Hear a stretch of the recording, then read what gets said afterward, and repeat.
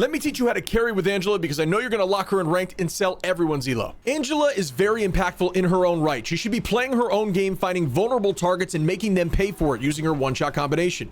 You see an isolated strategist and you do something like this, and there's really no major answer for them to get away from you.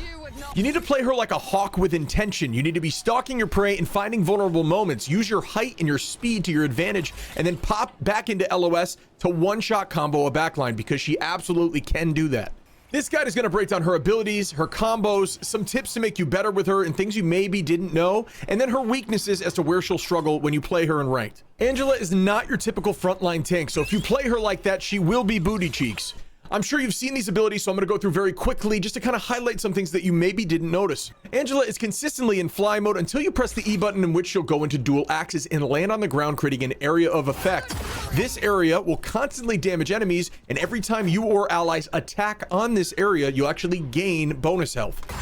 You get 30 bonus health per swing until you hit 750 HP. The thing about Angie that you must know is that you always have the ability to take to the sky, as that is never on a cooldown. Once you use your flight, you then enter a cooldown state for 12 seconds, and then you can't land again. But remember, anytime you're on the ground, you always have a way back into the sky. It is your escape tool. You need to remember that. While I'm flying around, you can see that I have this meter, this gold meter. I use it by attacking, and it doubles my damage of my spear swing. So initially it looks like this, but then when I go ahead and charge it up, charged up looks like this. Not only does it double damage and knock back, it's like a pseudo mini stun where it actually messes with movement ability. Say somebody's grapple trying to get out of a zone. The small tip about that is you want to try to get to this gold meter before you engage virtually every single time. You can actually use this meter in axe mode as well, and it will just deal more damage with the axes, as you can see here. She can right click for a shield that has 350 HP. That momentum meter can also be charged through blocking with your shield on right click. And a lot of people don't necessarily know that, but it does help when you're very close to getting that meter full and you know damage is coming your way. Block a little bit of damage and you should be good to go.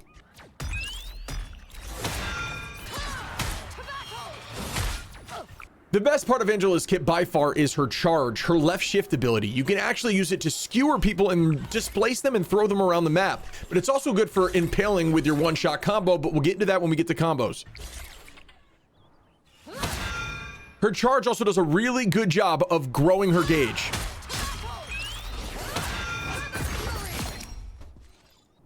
Her ultimate is essentially Groot's ultimate, but it goes through every single shield. The only thing it does not go through is Groot's walls.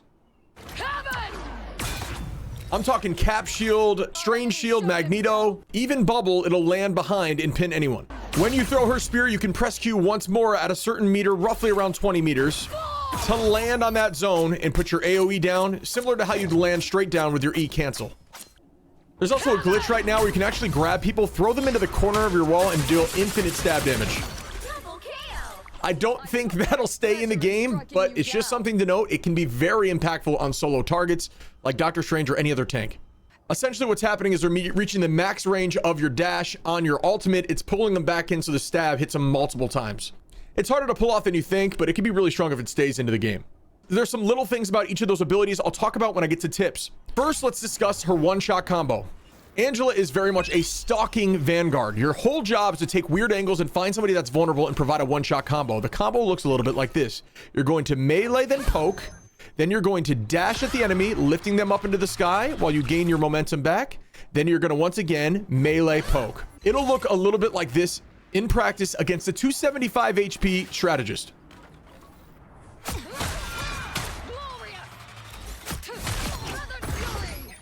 You don't need to hit the ground with the E. That's if you really need a little bit more damage. If you messed up any part of the combo, you take right down with them, come down with your E, and try to hit them a few times with the axe. But to be honest, you typically don't need to.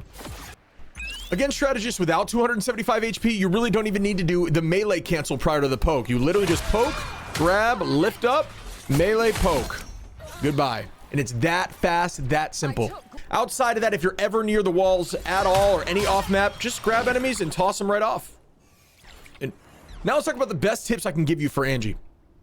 The first one being, I talked about off-mapping enemies in the one-shot combination, but off-mapping enemies, especially if they have movement abilities, can be done with Angela because she can manipulate their exact direction, and then you can actually mini-stun them with your spear and then shield block them on the way down.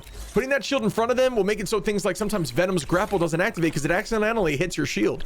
So grab them, pull them down, punch them if need be, and then put your shield in front of their face.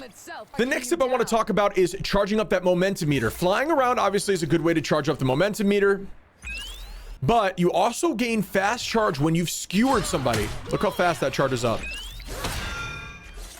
Despite getting a faster charge when you've skewered enemies, you'll find out that the more that you skewer, it actually increases the rate at a multiplicative level.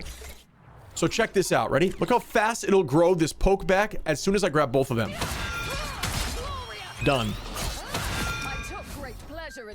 But you can also actually use it in axe form to do more damage with your axes.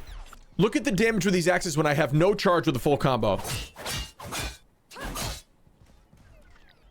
But now look at the damage when I do have full charge.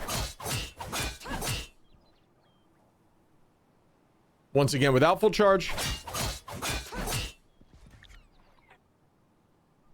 So I really talked about the playstyle of Angie being that of a hawk. Constantly break LOS and use your speed and flight to take weird angles, wait for the backline to be vulnerable, and then all in commit with your one-shot combination.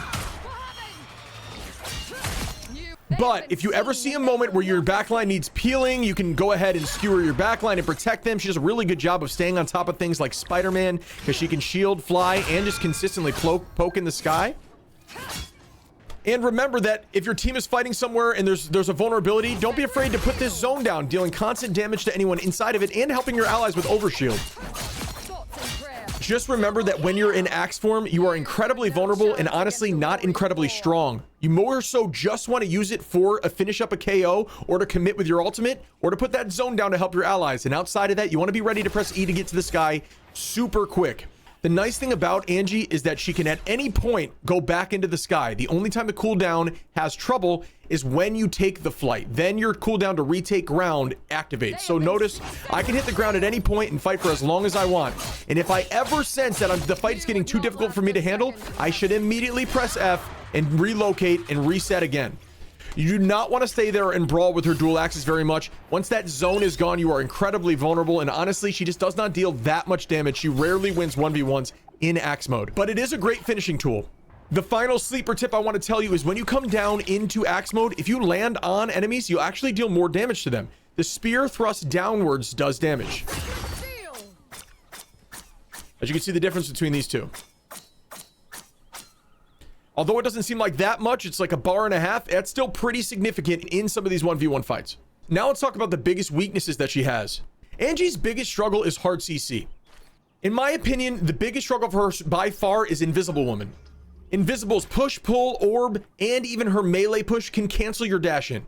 She also really struggles into things like Bucky and Thor, who can constantly use his hammer dash to stun and collide with you as you're trying to make plays, knocking you out of the sky and CCing you, doing one of those ground slams where you hit the deck and you're like knocked out for a moment. Anytime that you do two dashing moves together with her charge, you will knock each other out and land stunned on the ground. On the Vanguard front, she's going to struggle the most with Thing and Emma. And like I said, Thor's hammer dash is a really consistent tool for knocking you out of the sky.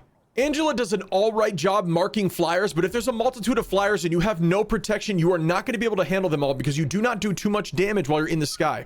I mentioned how she's great for peeling and covering people, but if you have a multitude of flyers with Ultron drone, this poke may be nice at first, but this consistent poke damage is not going to be enough to out-heal the protection of a healer. For the most part, if you put you in front of them protecting and brawling while other people are fighting them, it's just a really annoying tool for them to deal with, and that helps. But once again, do not rely on Angela to be the one to mark all the flyers. You definitely still need hit scan. I'm live playing Season 4 in Angela, getting to that #1 Angela spot all day. Drop over to the stream, say what's up, hit that follow button for me as it helps me greatly, and I'll see you in the next one. The vehicle reached the checkpoint. Keep up the momentum.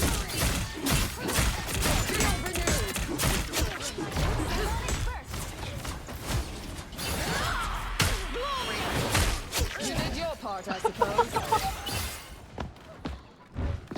I am Odin's son. Follow enemy. Now, Hulk,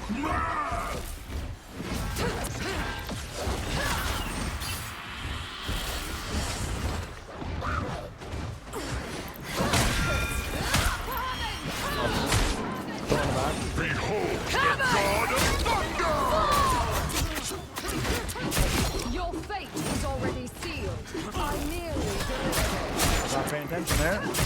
Have it! I feel renewed.